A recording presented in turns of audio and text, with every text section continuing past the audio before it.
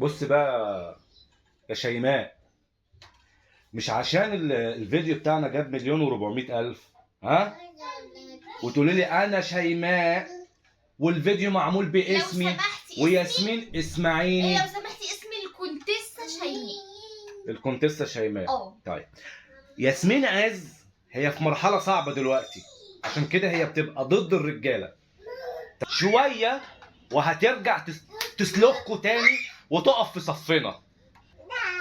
استني بس، انت رايحة فين؟ انت بتحلم يا حبيبي. خلاص ياسمين عز بقت تبعنا ومعانا، وانا هسمع كلامها من هنا ورايح. لقة يعني لقة خلاص. انا الكونتيسة شيماء، انا الكونتيسة شيماء. عارف يعني ايه شيماء؟ يعني نار ومية، يعني ممكن اولع فيك واطفيك في نفس الوقت. هي للدرجة دي ياسمين عز بتعمل كده وبتعمل فرق في الناس كده؟ مش انتوا كنتوا تبعها وكنتوا بتسقفوا لها وهي بتطبل لكم؟ دلوقتي احنا معاكي يا ياسمين يا عز، احنا معاكي كلنا. لقة لما تلقك بصباعك ده. انت يا بنت في ايه يا بنت؟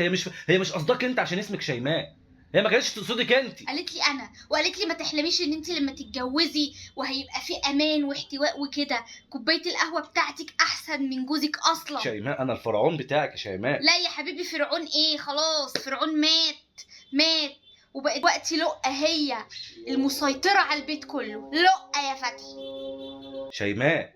شيماء ما تعملش كده في الفرعون بتاعك يا شيماء. فرعون؟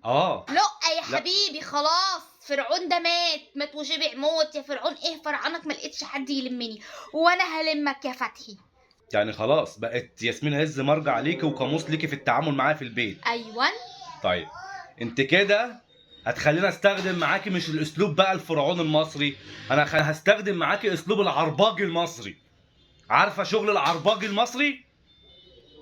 يا ياسمين عز في البيت انا قلبت عليها. يبقى ياسمين عز لقة بره. ما بلاش لقة. طب ما